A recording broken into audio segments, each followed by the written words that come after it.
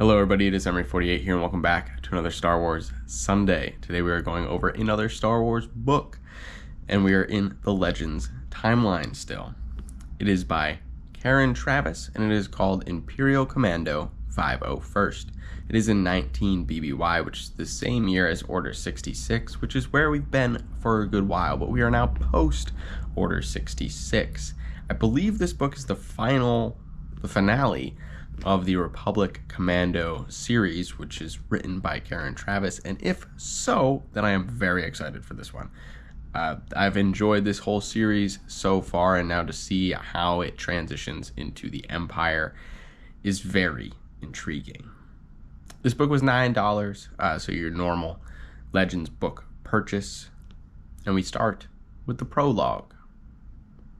An Imperial report has been filed listing the dangers of missing clones, including the Null Arcs and Commandos, including some of their Mandalorian trainers, and Jedi General Barden Jusik. Chapter 1. Palpatine is not worried about there continuing to be malcontents and troublemakers, as even in peace there will always be people looking to dissent. Starts on the commercial freighter cornucopia in the Mertzeg sector freight terminal. It's the third week of the new era of the Empire. Nivalan is bringing 2 Jedi, Scout and a Kaminoan Jedi who was created to have a very long lifespan, Kina Ha. She was alive 1,000 years before when the Sith lost to the Jedi and went into hiding. Special Operations Barracks, 501st Legion Headquarters, Imperial Center, formerly named Coruscant, and the city, Imperial City. Former Republic Commandos, now Imperial Commandos, Niner, Darman, and Delta Squad, as well as hundreds more, have been given their new missions by Darth Vader. Niner and Darman will join up with Enin and Bry, formerly from Galar Squad. Their new squad is called 40. Their target is Jedi Jilam Kester. Etain is on the list of escaping the Purge, as they think she is still out on the loose, not knowing what actually happened to Etain. The Mandalorians have an insult that I'd like to start using. Your brain cell is lonely. That is an incredible insult. Ordo and Jusik are monitoring the Imperial garrison in Keldabe on Mandalore. Supposed dead Mandalorian clone trainer is working with the Imperial garrison, Dread Priest. Chapter 2. Scarada, Gillamar, Mariel, and Jang met Nai and her Jedi passengers when they arrived. Scarada was stunned how similarly Scout looked like Etain. He could also tell that Kina Ha was definitely older than your average Kaminoan. The group at Kairi Morut joined for dinner. Everyone is surprised to hear that Kina Ha had left Kamino centuries prior because they thought her a threat with her Force ability. She is not the normal Kaminoan they have all grown to hate. Kina Ha has agreed to give DNA samples to try and help slow down the accelerated growth of the clones. The next day, Fi brought Uthan breakfast, then Gillamar brought Uthan samples from Kina Ha. She revealed that she had identified the aging gene while building the weapon for the Separatists. With the samples from Kina Ha, she hopes to be able to stop the rapid aging, although she is not sure if they will let her live after she succeeds. Chapter 3. Mariel has received a report from a bounty hunter saying that Niner and Darman are alive and healthy in the Imperial Army. Squad 40 is given their orders from Saquis. He is in the Imperial military, but Darman thinks he is a Force user. Their target, Jilam Kester, is supposed to be on Selen. He is not a Force user, but is a member of the Antarian Rangers, a group of non-Force users that help the Jedi. He has been helping refugee Jedi escape, and the Empire wants to know where he has been helping them escape to. Val has returned to Kairi Morut and not found Sev while on Kashyyyk. Chalpori, Selen, Mid-Rim. Instead of finding Kester, Squad 40 found former Director of Special Forces Jedi General Iri Kamas.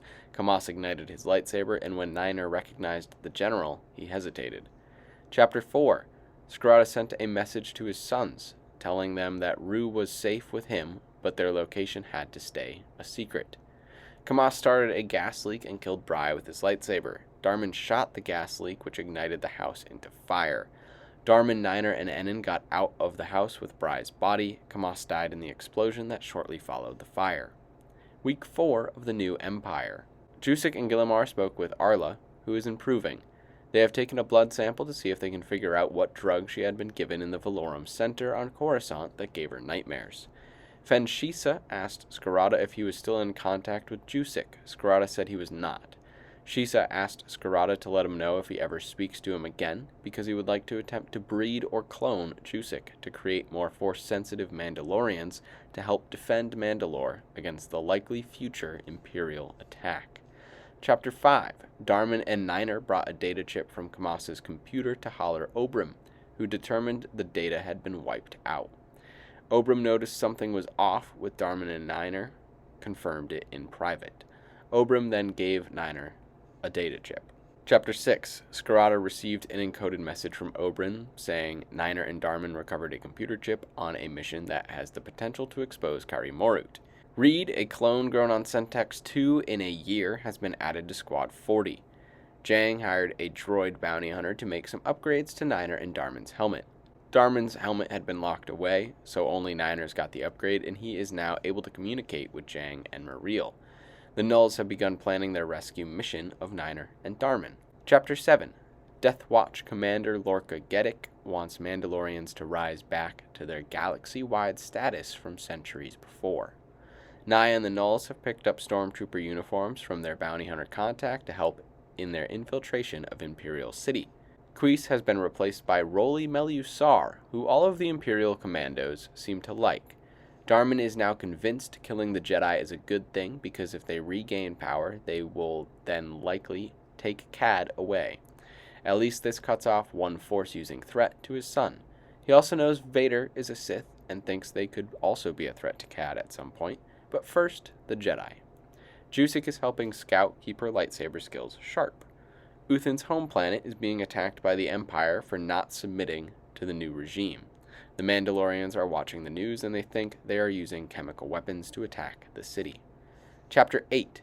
Palpatine made a statement that the weapon used was created by a citizen of the planet and now it would let the galaxy repopulate the planet in the matter of weeks, as all of the infrastructure and their crops are still in perfect condition.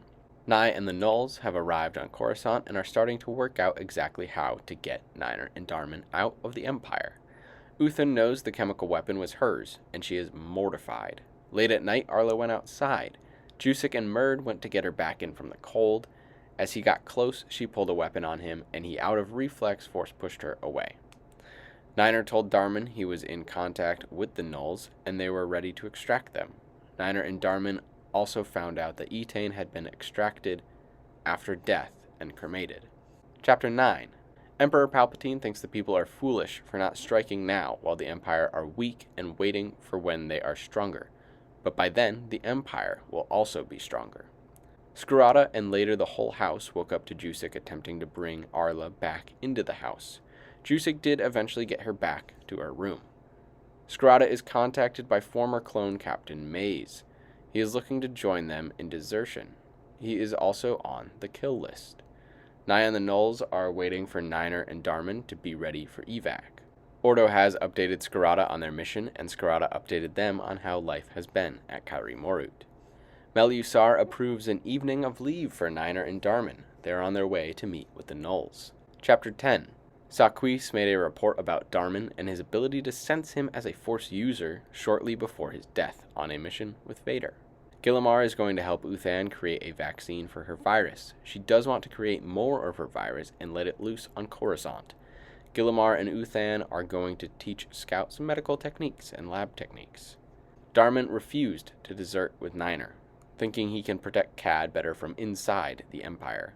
Niner brought the data chip and wanted to rejoin Darman. He was forced to when a group tried to steal their ship, and Niner stayed to clean up the crew, while Nye and the Nulls escaped Imperial City. Chapter 11. Jang has had some success with the data chip. Nye's name was on the chip as a pilot that helps Jedi escape. He has informed Scarada. Darman and Niner reunite and get more info from Melusar about his plan to spy on Force users within Imperial intelligence. Jusik and Rue went to pick up Maze. He had Zay with him as well, who Ordo thought he had killed during Order 66. Chapter 12. The cornucopia returned to Kari Morut. Scarada was shocked, then he and Ordo were pissed that Maze came with Zay. Jusik thought the anger would be targeted at him, Mostly seemed like Scarada was disappointed in Jusek, but pissed with Maze for exposing a clone sanctuary to Zay, who had been Jusek's former master while he was a Jedi. Squad 40 is being sent after a Jedi spotted in the lower levels of Imperial City. Darman wants to tell Enin about Kairi Morut because he is very down after the loss of Bry. Niner wants Darman to check with Ordo or Scarada before he says anything to Enin. Chapter 13. Enin killed the Jedi, but it turned out they were just a petty thief who had snatched the lightsaber during or after Order 66. When Squad 40 got back to the barracks, Enin committed suicide. The rest of the squad was disappointed they hadn't done anything to stop him. Val, Gillamar, and Aiton returned to Kairi Morut with supplies for Uthan's lab. Val is pissed at Scarada's plan for the Jedi. Scarada is planning to make a deal with Altis to hand over the Jedi to get them out of Kairi Morut without killing them. Val called Scarada a traitor for doing something that might compromise the family for a couple Jedi. Zay meets Cad and now realizes why the stakes at Kairi Morut are so high. Arla is having withdrawals from the drugs for her mental health. She is feeling incredibly guilty for something that the group has not quite figured out yet. Chapter 14. Squad 40 has chosen to stay as a 3-man squad for now. They are on Kothfuras space station in the expansion region, going after Jedi Knight Boric Yelgo. After a long firefight, Reed killed Yelgo. Darman called Kairi Morut, speaking with Ordo, Phi, Aiton, Kor, and Cad. He found out Jedi, including General Zay, were at Kairi Morut, and he was pissed. Scarada told Zay that if Jusek could wipe the 3 Jedi minds of where Kairi Morut is, then he would send them to live with Master Altis and his followers. Phi and Jusek met with Altis. He has agreed to take Zay, Scout, and Kina Ha. They also found out Etain and Cad had an invite to join Altis. Jusek knows if Etain accepted, she would be alive right now. Chapter 15. Zay has spoken with Kina Ha about how disappointed he is in new revelations about how the clones and other Jedi felt about him and the rest of the Order. Melusar was happy with Squad 40's success at the space station. He sent Reed away to get data and told Niner and Darman he was going to have them do surveillance on Altis soon. Niner and Darman called Jang and updated him. Darman is pissed that they are going to be working with Altis. Niner is going to try and stall their mission until Kairi Morut is finished with Altis.